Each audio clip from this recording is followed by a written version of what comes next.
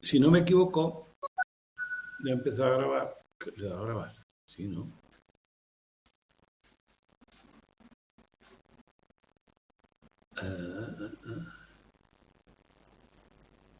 Joder, lo doy de una forma tan automática, no me acuerdo si le he dado o no. Yo creo que sí.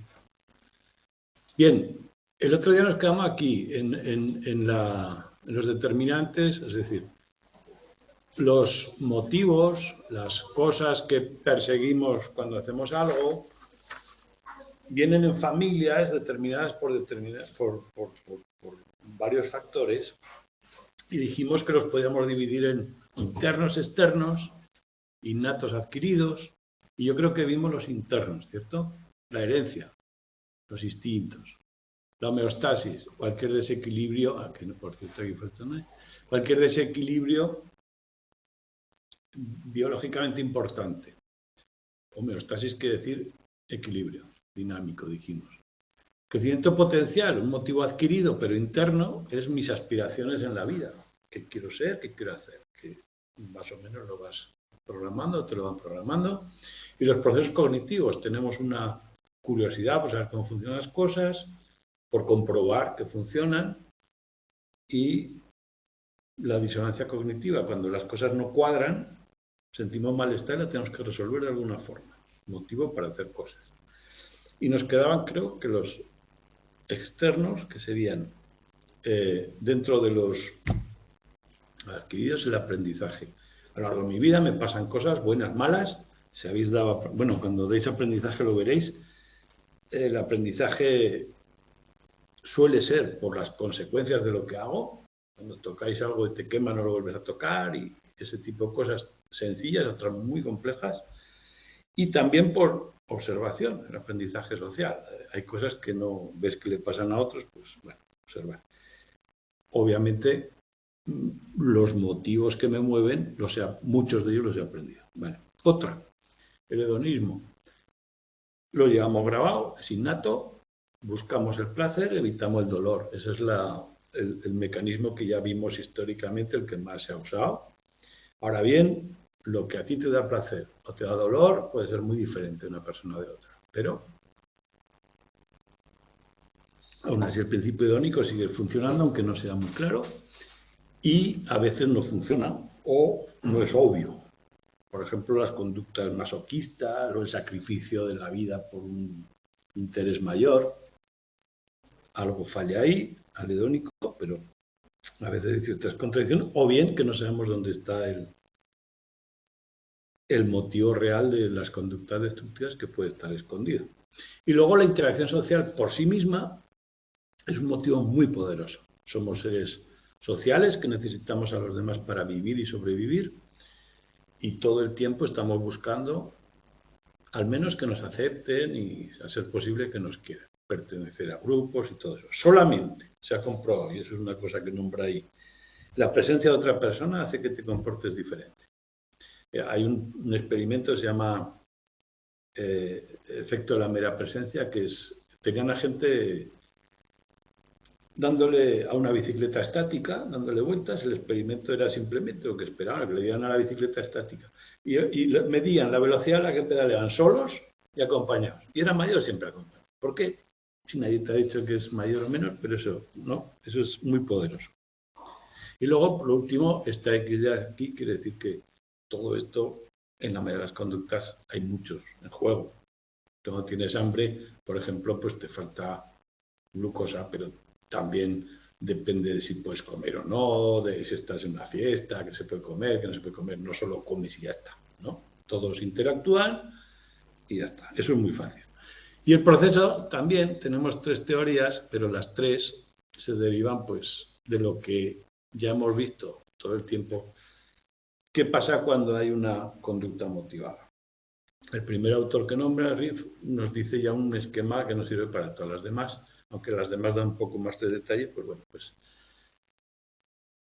antes de nada yo tengo que ver algo que me motiva y entender que lo puedo conseguir. Anticipar expectativas de que eso puede funcionar, pongo la energía que haga falta, me activo, me dirijo a lo que haga falta, hago lo que hay que hacer, veo las consecuencias, el feedback, retroalimentación, y el resultado me sienta bien, me sienta mal, aprendo la siguiente. Proceso motivacional, lógica. Dentro de ese esquema general, que todos los modelos hablan de un dinamismo, que es un proceso adaptativo, que esto es para que las cosas me vayan bien y que siempre o suele estar relacionado directa o indirectamente con la supervivencia, con la potenciación de las personas, con la interacción social, con algo visible. Bueno, pues vamos a ver 3 modelos. Primero, el de Deckers. El de Deckers es muy parecido al de arriba. Elijo un objetivo, hago lo que tengo que hacer y al final hago lo que... Pues la consumatoria simplemente es hacer eso que quería hacer. Si es, consumatoria viene de comer, pero... O sea, de consumir algo, pero que puede ser cualquier otra cosa. Por ejemplo, quiero estudiar, me matriculo, busco libros, me informo y por último me pongo a estudiar o disfruto de la nota del título. Bien. Y detalla un poco las cosas de cada paso. Estos detalles tienen cierta importancia. Cuando veáis preguntas de exámenes veréis que te preguntará a lo mejor algún paso de estos. No preguntas extrañas, pero sí del proceso. Por ejemplo, te puedo preguntar si la evaluación de la frecuencia de una conducta, en qué fase de que se está, en la fase de conductas, de elección, bueno, cosas de ese tipo. Ahora veremos algunas, si acaso. Y bueno, ¿en función de qué elijo el objetivo? Primero, el hambre que tengo, la intensidad de la necesidad. También del atractivo de la comida, si me gusta mucho o poco, y de la probabilidad de obtenerla. Las 3 variables son obvias. Yo tengo mucha hambre, me gustan mucho los pasteles, pero están detrás de un escaparate y no tengo dinero, pues me voy a mi casa. Y viceversa, cualquiera de las 3, ¿no? El esfuerzo que me supone adquirirla muy caro, lo que sea. Segunda fase, ¿de qué depende? La duración de las conductas y la ejecución de las conductas depende del esfuerzo que me cuesta. ¿Cuándo una conducta es más motivada? Pues cuando dura más la conducta instrumental para conseguir lo que yo quiero, cuando es más frecuente en el tiempo, se da más veces, y cuando es más intensa o requiere más esfuerzo. A más motivación, más variables. La forma de satisfacer la necesidad no siempre es única. Ese pastel yo me lo puedo comprar, me lo puedo hacer en casa, o pedirle a alguien que me lo compre, ¿no? Elijo la conducta que a mí me parece que me va a llegar o que me requiere menos esfuerzo en función de esas variables. Bastante lógico. Y dependiendo de las 3 variables puedo, no sé, preferencias personales, pero también el camino más probable hacia el éxito. Y luego, por último, la conducta consumatoria, pues a comprar un pastel con toda la alegría del mundo. Y dices, y si yo como psicólogo estoy viendo a una persona comerse un pastel, ¿qué conclusiones puedo sacar de todo el proceso motivacional? Pues según veo que es el pastel lo que la motivó, casi obvio, veo cómo come y quizás me dé pistas de cuánta hambre tenía, y si le pregunto, dice, ¿por qué has hecho esto? ¿Cómo te sientes? Mira, encantado de la vida. Ves que es repasar todo el proceso. La conducta consumatoria también me da una buena indicación del proceso de interacción. O sea, como veis, una secuencia bastante lógica, lo único es tenerla clara que es una secuencia. Y al acabar, y esto no lo he puesto aquí, pero debería poner, tengo un boli aquí abajo, atribución. Una palabra muy importante. Cuando yo acabo, deduzco o concluyo si lo que he hecho ha sido eficaz o no, y para las futuras ocasiones. Claro, eso es importante porque para futuras ocasiones, es un proceso que hacemos siempre. Todo lo que ocurre, tenemos que saber un porqué. A lo mejor he fracasado al comer el pastel, entonces también pienso por qué, para futuras ocasiones que haré. Y si he tenido éxito, yo por ejemplo se lo he pedido, yo que sé, a mi madre que me lo compre y me lo ha comprado, mi atribución es, muy bien, lo que hay que hacer es llevarme bien con, o hacer la pelota a mi madre que me lo compre, ¿no? Date cuenta, es muy diferente que si lo que hago es gastarme dinero. Las fases de Decker pueden variar en su secuencia, que la elección puede ser el resultado, por ejemplo, de cómo se realice. No, pero no varían en la secuencia, lo que varía es el siguiente ciclo. O sea, sería cíclico que una vez has terminado, haces las atribuciones correspondientes y vuelves a empezar con otra vez. Es decir, sí, no es que varían en la secuencia, es que ya tienes una experiencia anterior y tú vas a elegir el objetivo en función de tu experiencia anterior. Si el pastel no te ha gustado, en la futura ocasión elegirás otro. O lo variarás o lo que sea. O sea, empieza otro ciclo. El orden, el proceso es ese. Tened en cuenta que yo pongo a lo mejor un ejemplo muy chabacano, pero esto puede ser o muy rápido, yo qué sé, como decir, yo qué sé, cualquier cosa muy tonta. Me pongo las gafas o no, no porque tal, ¡pum! Ya está, ya ha acabado el proceso. No me las he puesto, sí me las he puesto. Cualquier tontería, ¿no? O miro el teléfono o no, ya estáis hablando con alguien, uy, me ha llegado un mensaje, lo miro, no que se va a molestar, no lo miro, lo que sea, ha pasado en un microsegundo y ha pasado todo el proceso. O estudia una carrera, también sigue el mismo proceso. O sea que el proceso puede ser muy largo o muy corto, pero pasa todo. Bien, siguiente teoría, Fernández Abascal. ¿Veis el dibujito de Fernández Abascal? ¿Qué tiene de especial? Pues que, aparte de poner lo que hemos visto hasta ahora, activación, dirección, conducta, y los determinantes que hemos visto antes, o sea, estos objetivos que hemos puesto aquí, nos pone esto, la intención. Es decir, pone una variable intermedia que dice yo veo lo que hay y me decido por hacer algo o no. Cuando me decido, hago una intención. O sea, esa variable es sí lo voy a hacer y eso es lo que determina que sigamos en el proceso o no, cuánta energía le pondré, hacia dónde voy a ir.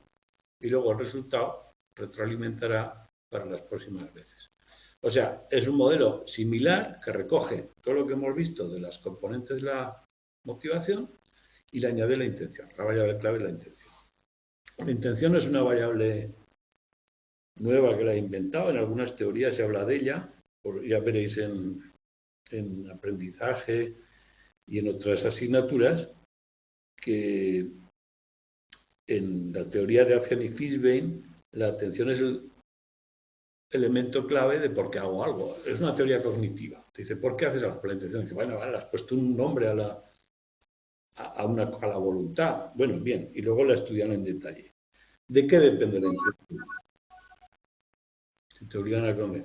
No, si te obligan a comer, tú estás decidiendo que merece la pena seguir la obediencia. Si tú no quieres, no comes, aunque te obliguen. Mira, eso viene bien para decir, tú estás haciendo una conducta motivada por el palo que te dan si no comes, no por la comida. O si a ti te dicen vas a estudiar, que es una tarea que depende de un esfuerzo tuyo, y estás así delante del libro y no te da la gana de estudiar, no estudias. O sea, es... Bueno, pero entrando en la intención, vuelvo a la intención. La intención depende de si me gusta o no lo que voy a hacer, obvio, y de la norma social, si le gusta a los demás, a los que a mí me importa, por supuesto. Y eso son las variables que suelen meter ahí. Bueno, pues Fernández Abascal mete la intención, que la han utilizado en otras teorías, y lo demás es todo parecido. Importante que los determinantes hay dos tipos. Los internos, bueno, el verbo es diferente porque actúan de forma diferente. Los internos traccionan, es decir, me ponen en marcha. Tengo hambre, me pongo en marcha para comer. Los externos propulsan, voy hacia. Acordaos como queráis, pero es una diferencia. Actúan de forma diferente, los determinante interno y externo, las dos líneas. Y luego que la intención es el elemento central, novedoso, supone un compromiso, quiero hacer algo, y lo que determina si me pongo o no me pongo a hacer algo son la actitud, que es si me gusta o no. La actitud es una valoración subjetiva. Yo tengo una actitud hacia todo. Cada cosa en el mundo me gusta más o menos, esa es mi actitud hacia esa cosa. La norma subjetiva, si yo creo que está bien o mal, la norma subjetiva es la norma social que yo he interiorizado, que yo me creo, que yo sigo. Y por último, otra variable importante es si creo que está bajo mi control, que la puedo conseguir o no. Si no es para mí, pues no. Y ya está. Y con eso tengo otro modelo. Y el último, el más... Bueno, también nos nombra que la intención y la dirección, que depende de la intención, la dirección que depende de la intención, es lo que diferencia a los humanos de otras conductas más automáticas, porque es la parte más reflexiva. Y la teoría de Palmero, que es la más completa, la más detallada, es también la que algunas preguntas puede salir. Y la mayoría de las preguntas de las teorías de Palmero es de este tipo que te dicen: ¿la fase de evaluación está en la fase de toma de decisiones o en la de control? O sea, que os quede muy claro este cuadro, que el orden es lógico, pero luego una pregunta que es muy difícil de recordar exactamente. Pero el orden lógico es: hay un estímulo que desencadena o bien la necesidad o el deseo. Cuidado, un estímulo también no es solo ver la comida, también es que me falte azúcar en el cuerpo y mi cuerpo me da una señal, puede ser interno. Cuando es interno lo solemos llamar necesidad, es un estímulo interno. O externo, veo un pastel, le llamamos deseo. Por supuesto, el estímulo puede estar, o me puedo imaginar que está, o puede ser un dibujo, o puede ser que alguien me lo nombra, real o virtual. Primero, aparte, tiene que haber algo de eso. Tiene que haber una necesidad, un deseo, real o virtual. En segundo lugar, lo tengo que ver, oír, sentir. Es decir, simplemente me tiene que llegar. Muchas veces el estímulo está ahí, pero yo no lo percibo, con lo cual... Y a veces lo percibo sin darme cuenta. Nombra esos estudios subliminales de publicidad que funcionan o no funcionan, pero es cierto que hay estímulos que no pasan por la conciencia, pero nos afectan. Por lo tanto, podría ser una influencia inconsciente. Segundo paso, está el estímulo. Segundo paso, me llega a los sentidos, a la percepción. Y ahí ya empiezo a valorar. Bueno, ¿y esto me vendrá bien? ¿Para qué sirve? Tengo estos recursos, ¿qué esfuerzo? ¿Me gustará? ¿No me gustará? Es difícil, es fácil. Valoro si es determinante, me viene bien ahora y en el paso siguiente me decido. Y elijo uno de ellos cuando hay varios. ¿Por qué decido? Estas dos palabras son clave y son muy sencillas. Por lo que vale para mí, es decir, cuánto beneficio me va a dar y la probabilidad de tenerlo o no. Y valor y expectativa van juntos. Por supuesto, si uno baja mucho, puede llegar a cero muy valioso. La lotería es muy valiosa, pero no me toca, no me va a tocar. O si crees que te va a tocar, o tiene alguna probabilidad, con tanto valor lo vas a comprar seguro, y así. O sea, valor, expectativa, lo vais a ver muchas veces. ¿Qué más? Bueno, es bastante lógico. Me decido, elijo uno y me voy a por él. Y aquí acaba la primera parte. Toma decisiones, elegir objetivo. Y la segunda parte es ver qué pasa con los resultados. Y cuando veo qué pasa, lo que veo es si realmente lo que yo esperaba ha ocurrido. La satisfacción que esperaba, el esfuerzo que he puesto, es congruente. Otra vez lo que nombraba antes, la atribución, cómo ha funcionado, ha sido por lo que he hecho, ha sido por una casualidad y por lo tanto aprender para otras ocasiones similares, no necesariamente la misma. O sea, en este modelo distinguir las dos partes y lo que hay en cada una, que pues te pueden preguntar, ¿la atribución de causas es parte del control o parte de la toma de decisiones? Bueno, pues recordad eso. Y la otra es esta de aquí. Para Palmero, la activación, es decir, poner energía en algo, en un proceso motivacional, empieza desde el principio, desde que hay un estímulo. Mientras que la dirección suele empezar ya aquí en la evaluación, no en la predicción. Aunque yo he puesto aquí, estaría más o menos aquí. Ese es el dato que nos da. También es importante. La dirección requiere una decisión, una valoración. Hasta aquí no hay dirección. Aquí ya tenemos varias direcciones que considerar y empezamos. Pues ya está. Es decir, el objetivo de conducta empieza aquí y la activación desde el principio. Y se va concretando más la energía hacia lo que vamos eligiendo, por supuesto, y aquí también. Y ya está, lo leéis, veréis que no hay más. Y el último punto habla de los componentes, que es simplemente una pequeña reflexión. Lo que yo hago, conducta motivada, por supuesto es fruto de mi cuerpo, de mi biología, de mi fisiología, de lo que yo soy físicamente, de mi experiencia psicológica a lo largo de la vida y de cómo la interpreto. En cualquier análisis de una conducta motivada, los tres componentes habría que tenerlos en cuenta. O, si yo me estoy centrando en uno de ellos, los otros no los puedo ignorar. Tengo que tener claro la parte biológica y la parte biológica. Solamente leerlo y ya está. O sea, lo que yo hago depende de mi genética, de la clase de bicho que soy, o depende de mi voluntad y entendimiento superior y mi pensamiento. Esa pregunta nos quedamos siempre a mitad de camino. Por supuesto, depende de mi genética, pero no solo de mi genética. Y por supuesto, depende de mi voluntad, pero no solo de mi voluntad, porque tengo otros determinantes genéticos. Ahí nos quedamos a mitad de camino, no sé en qué zona. Pero luego, a la hora de analizar cualquier conducta, tenemos que ver las variables de todo tipo.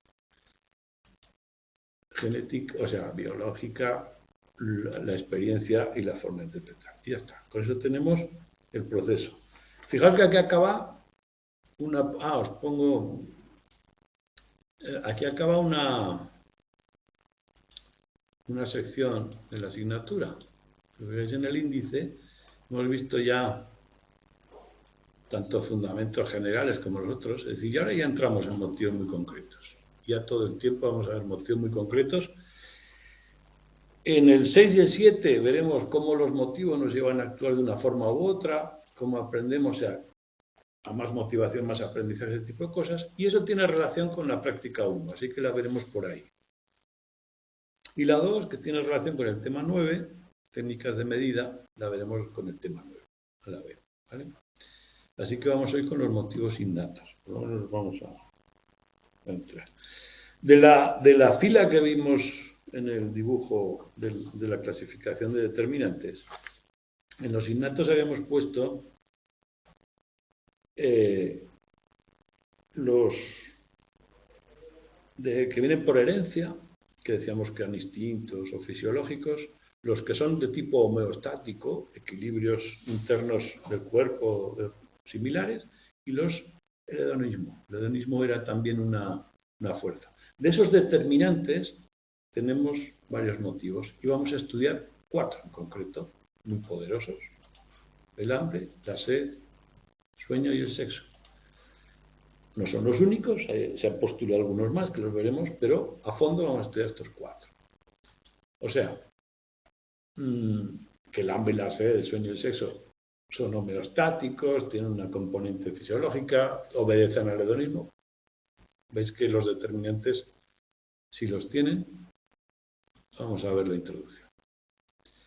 En la primera parte nos habla de qué son motivos innatos, simplemente que vienen con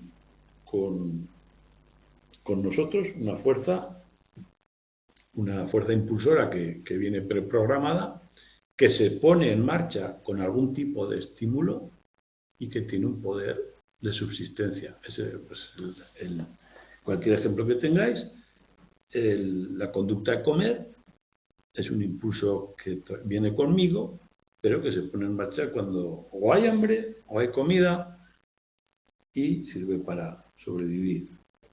Pues con cualquier ejemplo lo veis. Es la clasificación más fácil entre innatos y adquiridos, como distinguimos, pues así los tenemos aquí. Y los adquiridos son los aprendidos y tal, es decir, para nosotros innatos, una base biológica clara, importantes para la subsistencia y diferentes de los adquiridos.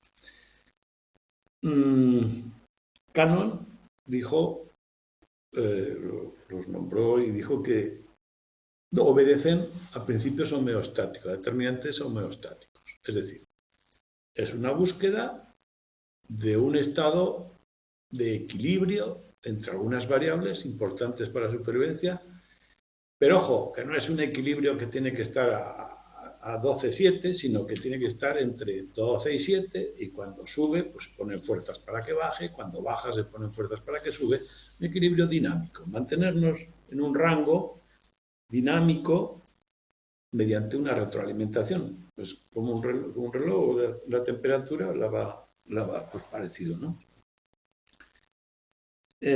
Los niveles fisiológicos que se buscan son los adecuados y nos lleva a buscar vemos estimulación externa, nos ponemos en marcha a corregirlos. En esta parte de introducción es importante esto que nos proponen de Madsen, muy importante. Veréis que lo preguntan muchas veces. ¿En qué se diferencian los criterios, los motivos innatos de los adquiridos? Nos propone 4 variables para que inequívocamente lo seamos. Esas 4 variables son importantes. Primero, tiene una base orgánica, fisiológica identificable.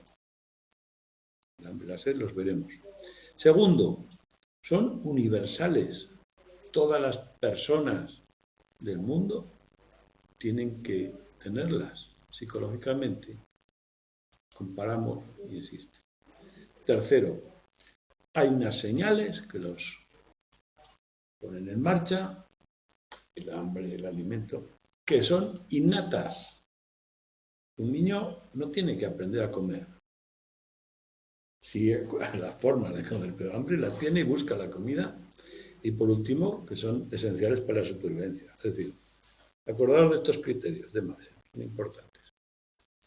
Es universal, es fisiológico, hay una serie de claves innatas que los desencadenan y son sustanciales para la supervivencia. Y termina el punto diciendo cuáles son, que vamos a estudiar estos 4, lo hemos dicho, pero se pueden identificar algunos más, menores, más o menos incluidos en los anteriores. Por ejemplo, la necesidad de descansar, instinto maternal, mantener una cierta temperatura, de excretar, de consumir oxígeno, de mantenernos activos, de evitar dolor. Bueno, los 4 más importantes. Y empezamos, antes de empezar con cada uno por separado, ¿qué tienen en común? Y tienen bastantes cosas en común, todas estas que hay aquí, que es un poco el resumen de este texto. Primero hay una pequeña diferencia en el motivo sexual de los otros 3. Y es que los 3 de hambre, sed y sueño son regulatorios inmediatos. Hay un equilibrio homeostático que hay que reestructurar de forma inmediata y continuamente están, o muy a corto plazo, están funcionando, por lo tanto, regulan nuestra conducta en todo momento, mientras que el sexo, siendo un motivo básico, instintivo, o sea, innato, y con una necesidad imperiosa o bastante grande, no requiere una regulación cotidiana, es más a largo plazo. Por lo tanto, los 3 primeros serían regulatorios y el sexo no tanto, o no regulatorio, ya está. Y todos ellos son palabras, propositivos, para algo. No son meros reflejos, no son cosas que salten solas, sino que requieren un estímulo, un proceso. Persistentes, están ahí siempre. Espontáneos, en el sentido de que en cualquier momento se pueden poner en marcha, no es tan previsible. Modulados, por supuesto que el hambre, la sed me lleva a beber, pero no te pones a beber en cualquier lugar. O sea, hay ciertos factores que lo modulan,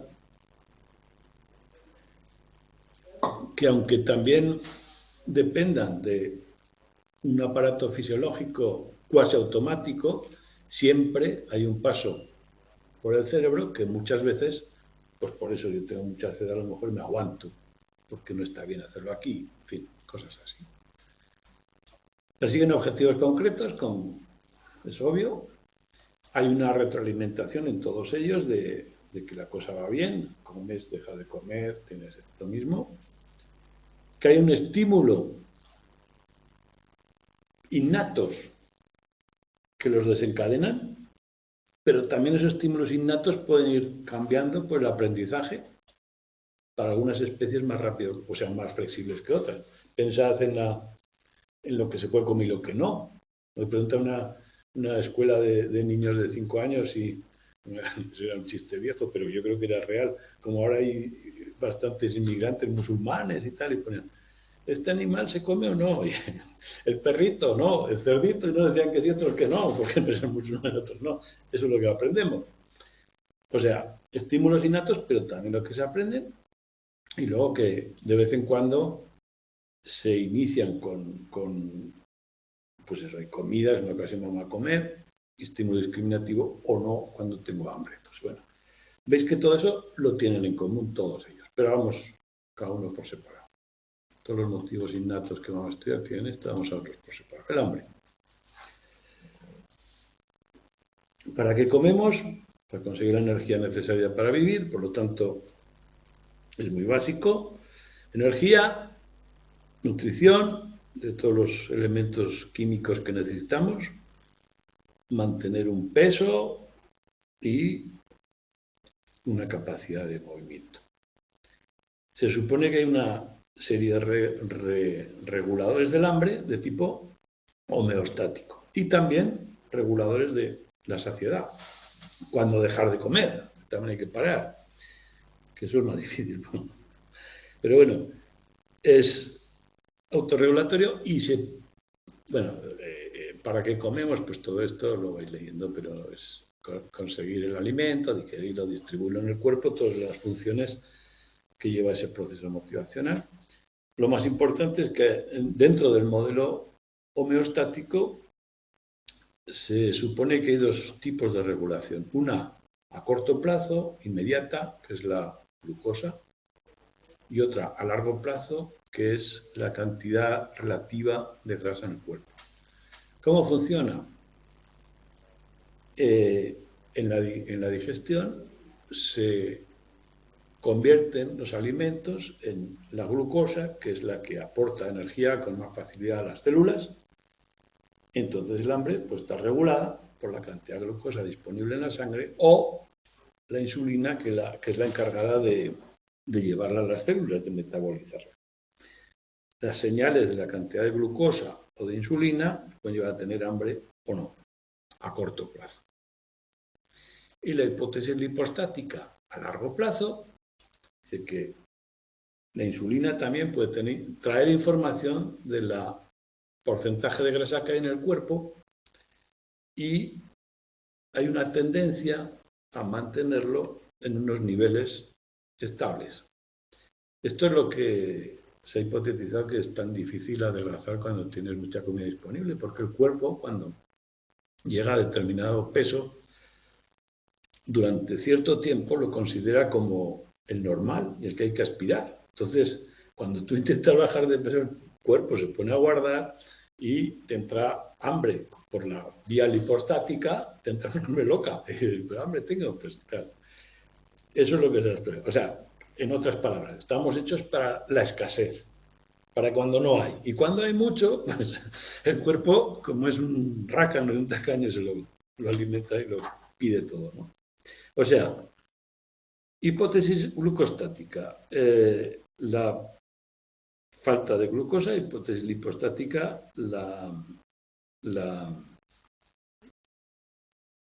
el porcentaje de grasa.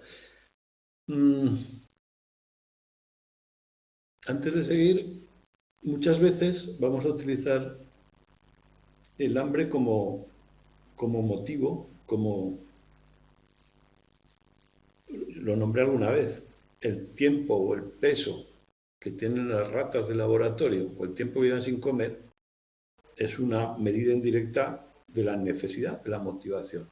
Pues se utiliza a menudo también como variable dependiente, pero la privación de comida suele ser una variable independiente muy utilizada para inducir motivación, ¿no? Bien. El proceso, el detalle en sí no es importante, pero sí saber que la glucosa es la responsable. La glucosa en sangre es un índice homeostático que se busca mantener ciertos niveles y la secreción de insulina incrementa la sensación de hambre. El glucagón es lo contrario, lo que hace es dar una sensación de saciedad para no comer más. Entonces, ese mecanismo hay que tener más o menos claro. Y la hipótesis lipostática, que la insulina lleva alguna señal y otras por ahí que son proporcionales a la cantidad de grasa en el cuerpo y si baja más de la cuenta sentimos hambre. Además, pues en insulina tenemos hormonas. Importante, la grelina, que aumenta la sensación de hambre. Es la que se segrega a las horas de comer y a las horas de cenar, que estamos acostumbrados a comer y cenar, se segrega grelina y tenemos hambre. Pues pongo aquí ritmo circadiano, el ritmo cotidiano o diario de secreción de grelina a las horas. Y, aunque no sabemos bien cómo va, no sabemos por qué, pero vamos, se supone que las horas se van grabando en el cuerpo. Las personas más obesas entonces tienen como una falta de glucosa constante. No tienen falta de glucosa. Lo que pueden tener es, a ver, es que la obesidad tiene muchos factores y muchas determinantes. No puedes decir, es obeso por esto. Hay gente que es obesa porque tiene un metabolismo, digamos, yo qué sé, deteriorado o incluso innatamente mal, que no regulan bien. No se regula bien y el hambre o la forma de, o sea, metabólica. Y hay otras que es por hábito, por aprendizaje. Pero es que la hipótesis lipostática que os he nombrado es muy importante. Yo sé que tengo sobrepeso, pero tengo hambre también, porque mi cuerpo se ha acostumbrado a cierto peso y no quiere bajar de ahí. Entonces, es multicausal eso de la obesidad. O sea, no puedes decir que es por esto o lo otro. Y luego está la parte, yo qué sé, social, psicológica. Hay muchos factores, ¿no? Si está muy mal visto, la presión social, en fin, todo eso junto.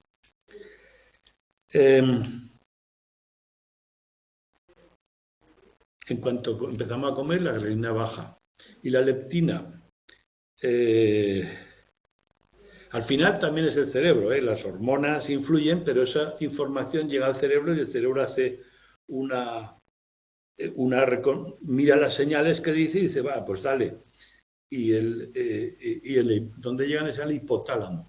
Tenéis que la sensación de hambre no es el hipotálamo. Bueno, si tenéis aquí un dibujito que os lo he puesto yo, está ahí el hipotálamo, que funciona para muchas cosas, esta estructura que hay ahí. Lo nombro en una imagen porque yo creo que es, bueno, si habéis dado fisiología eso sabéis mucho mejor, pero si no, es una forma de memorizarlo, de tenerlo presente. Bien, en el hipotálamo hay dos zonas, una ventromedial y otra lateral, son precisiones anatómicas que cada uno sirve para una cosa diferente.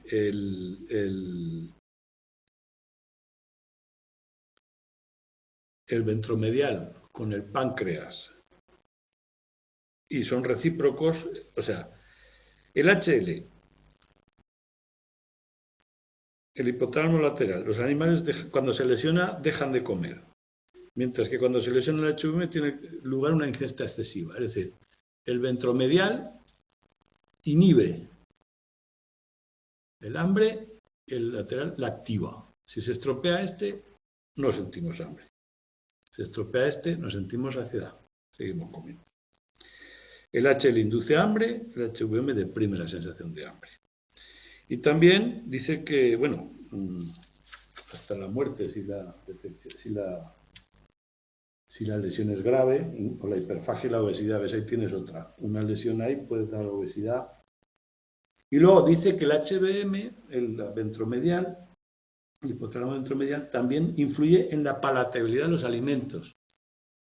Y yo aquí tengo esta flecha para acordarme de que lo que hace es extremar la palatabilidad. Lo que nos parece malo nos parece muy malo, peor, y lo que nos parece bueno nos parece mejor. No es que la cambie, sino que la exagera, en cualquier caso. Además, el núcleo paraventricular, el NPV, también, en conexión con la corteza, y además de la grelina se ha señalado la leptina, que lo he puesto aquí, que hace justo lo contrario que la grelina. La leptina baja la sensación de hambre y está conectada con los estados de escasez. Cuando no tienes disponible comida durante mucho tiempo, el cuerpo baja la sensación de hambre a través de la leptina para no sufrir tanto, supongo. Y dice que también puede estar relacionada con la anorexia, que puede estar ahí. Bien,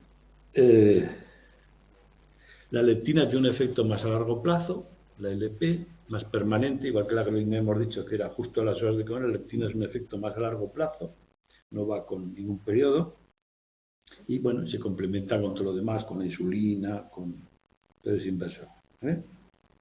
Bien, y esto es la parte fisiológica. Vamos a ver la parte psicológica y social. A comer, aunque sea una necesidad básica, es un acto social y personal que aprendemos, el qué comer, cómo, cuándo comer, obviamente. Y además, la comida suele ser una excusa para juntarnos y tener relaciones sociales. Y sabéis que es muy importante el qué se come, cómo se come, cuándo se come, con quién. Bien.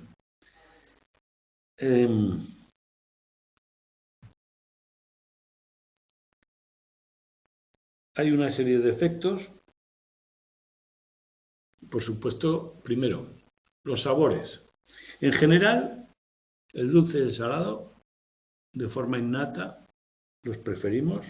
No sabemos por qué, pero probablemente sea porque suelen tener más, ¿cómo se dice? Más alimento, más nutritivos.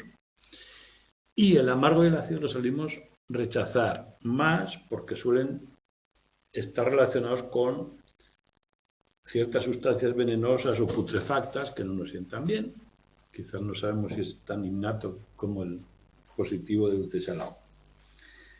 Los sabores que sabéis que nos llegan a las papilas gustativas, que son un órgano de la lengua, que es el primer órgano que evalúa el sabor, y esa condición ya viene como una especie de vigilante externo de lo que entra al cuerpo. Dice que puede tener con un sistema inmunitario. Y bueno, hay una serie de datos sobre, lo aprendemos en la infancia, que hay países o culturas que las especias gustan mucho, que a veces las especias son muy fuertes, pero y los picantes, pero pueden ayudar a inhibir ciertas bacterias, que pueden tener su explicación. Bueno, que en la gestación también aprendemos, bueno, hay una serie de efectos que... Y preferimos lo que hemos probado en la infancia. En la gestación, las náuseas y la mala gana que tienen las madres, futuras madres, muchas veces se cree que puede ser para proteger al embrión. Y bueno, y las novedades que a veces son... Normalmente preferimos las cosas conocidas, los sabores de la infancia, los de mi casa, la mejor tortilla de mi casa siempre. Por eso es un efecto. Y una cosa importante, que la veréis en aprendizaje cuando deis, es la versión condicional al sabor. Cuando yo aprendo algo, habitualmente por sus consecuencias, tengo que tener bastantes experiencias con ese algo. Por ejemplo, para aprender a tocar o no tocar algo que me produce un dolor o pues ocurre una y otra vez. Al final voy regulando esa conducta. Bueno, pues el aprendizaje de los sabores es muy rápido, solo con una vez que te sientes mal una cosa. No te hace falta ninguna más, incluso a veces no vuelves a comerlo en tu vida. Y además, la consecuencia no tiene que ser inmediata. Igual que para aprender la mayoría de las cosas tiene que haber consecuencias visibles en el tiempo muy inmediatas, la comida puede pasar 6 horas desde que has comido, bueno, 6 horas no, pero 2 o 3 desde que has comido hasta que te sienta mal, y inmediatamente nuestra mente lo conecta con lo que hemos comido de automática. O bien, al contrario, también nos gusta, ¿no? Pues eso. Pero la aversión, las alarmas ante un sabor mal o que nos sienta mal, es como que vienen biológicamente preparadas. Para es un aprendizaje especial. Esa es la clave. Especial porque no requiere que haya una conexión temporal entre la comida y las consecuencias y que con una sola vez que ocurra podemos aprenderlo. Por eso es tan difícil envenenar a las ratas. Porque ya cuando comen veneno se dan cuenta que eso es malo y no vuelven a comer. Y a veces incluso las prueban unas para ver qué le pasa a las otras. Bueno, bien. Eso es importante, esa parte. Y por último, factores de la comida, que hay muchos de ellos, sociales, culturales y físicos de la comida. Hay una serie de datos importantes. A ver, ¿qué alimento prefiero? Pues aquel que me gusta más. Le llamamos palatabilidad al sabor agradable o desagradable, que es simplemente el valor hedónico traducido a alimento, ¿no? ¿De qué depende? El sabor, pero también de la vista, de la textura, bueno, esa serie de variables de la cocina y que podemos comer a pesar de que no necesitemos más, pues por esas variables del valor hedónico.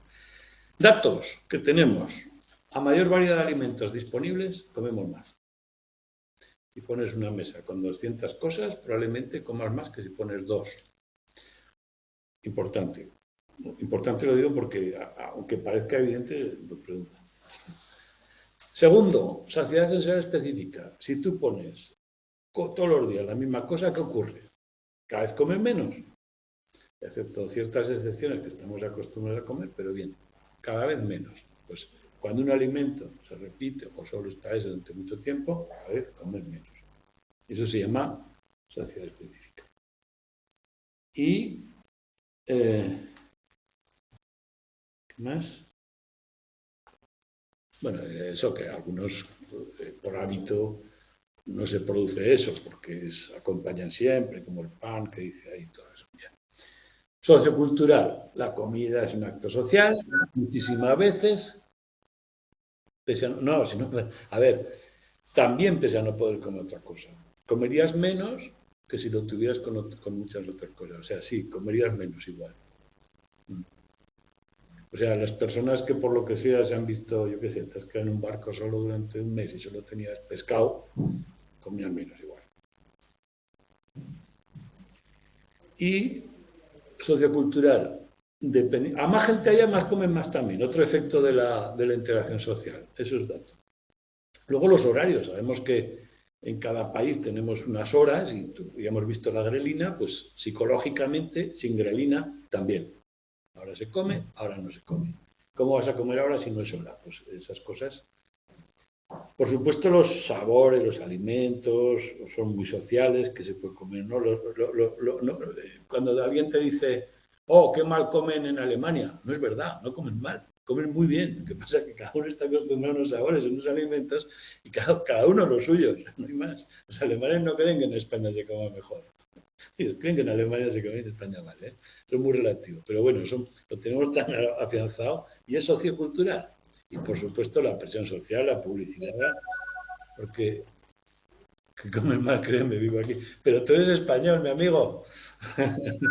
No eres neutro. Y luego la publicidad. La Coca-Cola tampoco es tan buena, todo el mundo la bebe, ¿eh? Pues puro azúcar, la publicidad. O sea, para que veáis. ¿Ve? No sé qué meter más, es que opiniones para todos. Y esto es el hambre, ¿vale? Vamos con la sed. La sed, en principio, es muy similar al hambre. Lo único que a mí les gusta la comida española, ¿no? Y a mí me gusta la comida china. ¿Y qué? Claro. Es que los juicios son muy subjetivos con la comida, ¿eh? Eso por descontado. Yo tengo la opinión que si en un lugar llevan siglos comiendo de una forma, por algo será. Pruébalo. Claro que es subjetivo. Bien, la sed en principio es muy similar al hambre. Tenemos una serie de regulaciones fisiológicas, una necesidad urgente, más urgente quizás que la comida incluso, y unas regulaciones muy parecidas. Incluso comemos y bebemos a la vez muy a menudo, ¿no? Pero la regulación fisiológica es un poco diferente. Antes hablamos de la glucosa, glucagón, la leptina, vamos a hablar ahora de la sed. Fisiológicamente, por supuesto, si nos falta líquido en el cuerpo un 70% es agua, líquido, y eso para el funcionamiento y el metabolismo celular hay que mantenerlo en ciertos niveles y cuando nos falta líquido sentimos sed y por supuesto también la bebida es una actividad social que también funciona. También en motivación se utiliza mucho como variable independiente, es decir, si no dejamos beber, motivamos al animal para hacer ciertas cosas. Variable independiente es la causa de algo. Yo quiero inducir motivación, no dejo beber, la sed es un motivo poderoso para hacer otras cosas. Y como variable dependiente también, o sea, qué efectos tiene en la sed determinadas variables. El anuncio de la Coca-Cola, el tener muchas bebidas, variable dependiente, cómo afecta a la sed. Bueno, con esa introducción tenemos que mantener constante el líquido en el cuerpo y el balance hídrico, lo llamamos así. El agua que nos llega o el líquido que nos llega es del agua, la bebida que bebemos, también de los alimentos sólidos, que todos llevan agua en determinada proporción, algunos mucha, y al digerirlos también se suele producir alguna cantidad de agua. Bueno, pues esas son las fuentes de agua. ¿Por dónde perdemos el agua? Pues la orina, las pérdidas de transpiración, lógico. Y la sal. Necesitamos sales para muchas actividades y el balance de sodio en el líquido también tiene que mantenerse en los niveles óptimos. A partir de ahí tenemos, ¿dónde hay líquido en el cuerpo? Bien, ese de 45 a 70% de agua o líquido que hay en el cuerpo, 2/3 partes están dentro de las células. 1/3 parte, aproximadamente, está fuera de las células, entre las células y dentro de los vasos sanguíneos. También hay un pequeño porcentaje, apenas el 1%, líquido cefalorraquídeo entre las células nerviosas. Bien. Como la parte del cefalorraquídeo es mínima, fluye menos, pero toda la sensación de sed y el balance hídrico tiene que ver con esta distribución. O sea, estamos hablando líquido dentro de las células, líquido o fuera de las células en dos modalidades, el que va por los vasos sanguíneos, intravascular, y el que está entre las células, intersticial. Bien, hay dos tipos de sed. Por un lado, el balance total de líquido nos da sed, por supuesto, pero estos depósitos de líquido se comunican entre sí, pero no de una forma inmediata, sino a través de membranas que tienen determinada capacidad de paso de un líquido a la otra, y puede ocurrir que en uno de los 3 lugares que hemos nombrado, quitando el cefalorraquídeo que es minúsculo, haya una carencia de líquido, con lo cual suelen tomarla de los otros. Cuando falta líquido en las células, estamos deshidratados. Es lo que se llama deshidratación. Y eso es fundamental para el metabolismo y todo eso. Entonces, lo que suele ocurrir, como la membrana es semipermeable, que toma líquido de la zona intersticial y vascular. Pero el líquido que entre las células no lleva sal, no lleva sodio, y el intersticial y el vascular sí lleva sodio. El equilibrio del sodio solo se mantiene afuera de las células. Entonces, hay dos tipos de sed muy diferentes. La sed que hemos nombrado de deshidratación se llamaría osmótica, cuando le falta líquido a las células, y cuando falta líquido en los vasos sanguíneos, que lo toman del intersticial, toman sales también. Entonces, cuando yo tengo falta de líquido en los vasos sanguíneos, necesito líquido y necesito sales. Ahora, cuando tengo falta de líquido intracelular, necesito líquido, no sal. Es muy diferente la sed que tienes que comer algo salado y la sed que solo es líquida. Bien, flujo del agua sodio. Entonces, para no perdernos mucho, el intersticial puede estar menos concentrado, más líquido, demasiada agua, hipotonía, con lo cual pasaría a las células, se eliminaría, o más concentrado, menos líquido, más espeso, hipertónico. Y los dos tipos de sed, hipovolémica, falta líquido y sales en los vasos sanguíneos, sed osmótica, deshidratación dentro de las células. Bueno, pues eso es la homeostasis básica de la sed. Las membranas semipermeables van dejando pasar el líquido en función de las necesidades o te lo pide el cuerpo para que vayas manteniendo el global y el balance entre los diferentes depósitos. No sé si hay algún detalle más. Bien. El nivel de agua y sodio se regula por los riñones. Los riñones intentan que si sobra agua, la tiran a través de la vejiga y las sales. Entonces, segregan la aldosterona para retener sodio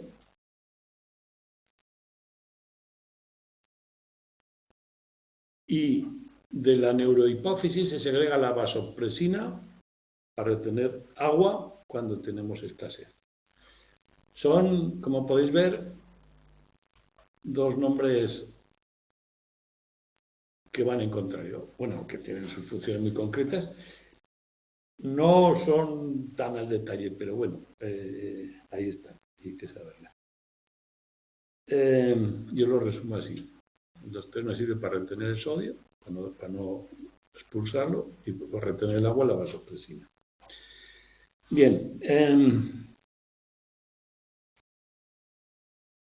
La saciedad. Normalmente el cuerpo no espera a que los líquidos se hayan recuperado los niveles, sino que dejamos de ver un poco antes, ¿no? La sensación de saciedad ocurre antes del reequilibrio y depende de las reservas del hígado, el intestino delgado, ciertas señales. El hígado, el intestino delgado, la sequedad de boca y una serie de cosas. Bueno, y esta es la parte fisiológica. Bueno, también el sodio, la boca, el esófago, el estómago, el duodeno son sensibles al sodio. Bueno, y esta sería un poco resumida la parte fisiológica de la sed, ¿eh? Luego, el próximo día, que ya se ha hecho la hora, veremos